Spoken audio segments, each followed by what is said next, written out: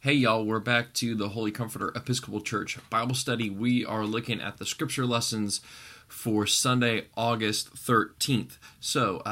Just two of the passages that I want to mention. The first one is from Genesis. It starts in Genesis chapter 37. I'm not going to go through this because I want you to read at home Genesis 37 through Genesis 50. This is the story of Joseph. Joseph and the Technicolor Dreamcoat, like the musical or the movie or whatever. I'm not too into that stuff, but apparently that's a thing. So, Genesis chapter 37 starts with Joseph being sold by his brothers into slavery into Egypt, and Genesis 50 then ends the book of Genesis. And so that's that whole sort of story arc. I encourage you, read it at home. It's fascinating. It's really rich with all sorts of meaning, all sorts of spiritual implications, and you really get a sense of the Old Testament when you read that. So that's your homework, Genesis 37 through Genesis 50. What I really want to talk about more in depth is from the Gospel of Matthew. So it's Matthew chapter 14, verses 22 through 33. So here's where we are. Jesus has just given a whole bunch of parables, and he has heard about the death of his cousin John the Baptist. So he goes out to a quiet place by himself to pray. But all the people, of course, they are they don't want Jesus to go, right? Because he's healing them and teaching them the good news about God's love and the kingdom. So he feeds them with 5 loaves, 2 fish. No, wait, I lied. Yes, no, that's right. 5 loaves, 2 fish. He feeds the 5,000. After that, he makes the disciples go away in a boat, and then he goes off to go pray by himself. And this is what it says, chapter 14, verse 22. Immediately he made the disciples get into the boat and go on ahead to the other side while he dismissed the crowds. And after he had dismissed the crowds, he went up the mountain by himself to pray. Okay, that's just important, right? This is like taking care of yourself for Sabbath. That after a long, busy day or a long, busy season, a stretch of ministry or work, sometimes you just got to reconnect with God and kind of be quiet, be by yourself. So Jesus has sent the disciples off. Then it says, when evening came, he was there alone. But by this time, the boat, battered by the waves, was far from the land, for the wind was against them.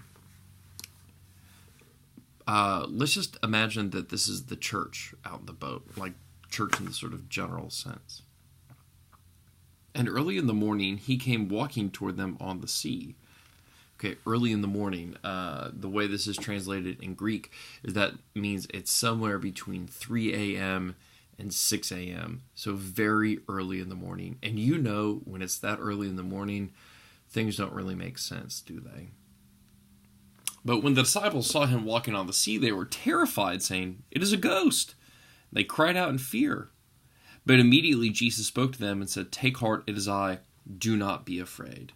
I love this, right? Their first explanation is, it must be a ghost. It must be some sort of phantom, because it's 4 o'clock in the morning, and people don't walk on water. So it's just the first obvious explanation. Then what I love is, take heart, it is I, do not be afraid.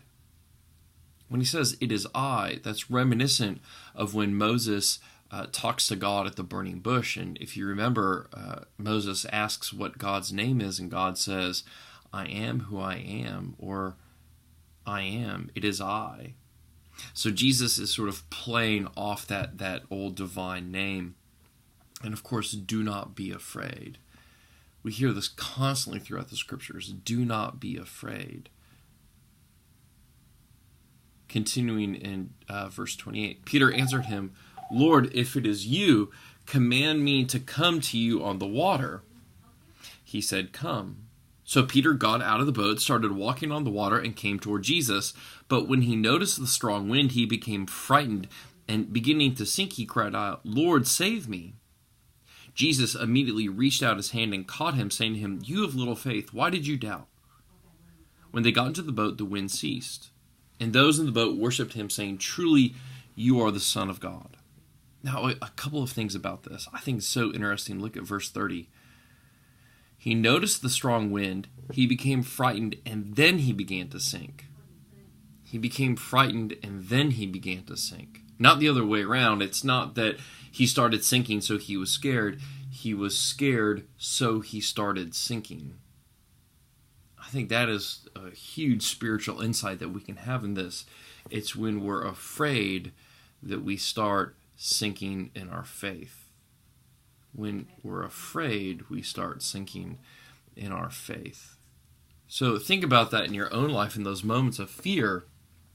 Maybe that's actually when you have started sinking.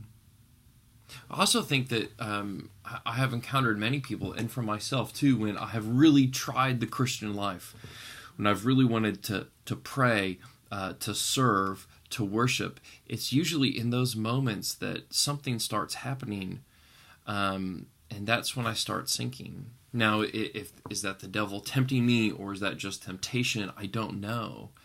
But what I do know is that when I have gone out of the boat and gone towards Jesus, that's usually when I've started sinking. But I think there's something in there that it's when we become frightened, that's when we begin to sink. So maybe that's something that you can reflect on, is when have you been afraid in your spiritual life, and when has that caused you to sink? And finally, verse 33, of course, and those in the boat worshipped him, saying, "Truly you are the Son of God." I mean, really, that's the whole sort of kit and caboodle here, is that at the end of the day, our job is really to worship God. And really, that's what makes the church different than any other organization in the world, is that we are the ones who say, this is the Son of God. And that is what matters. And finally, like I said in the beginning, think of it, this is the church out in the boat. I think oftentimes the church can kind of say to itself, we wish that we were closer to the shore, but it's only far out from the shore during the storm that we actually get to know Jesus.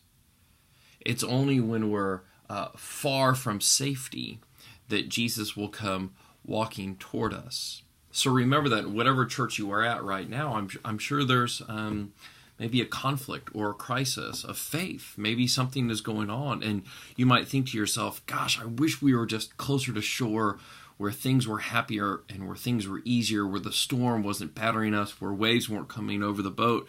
But what I say is that's exactly when Jesus shows up, is when you're far out on the middle of the lake and you are scared and worried and terrified. That's exactly where Jesus is. Thank you for joining us. I'd love to hear from you. Send me an email, jimmy@holycomforterspring.org. And wherever you are, I pray that you have the faith to step out of the boat.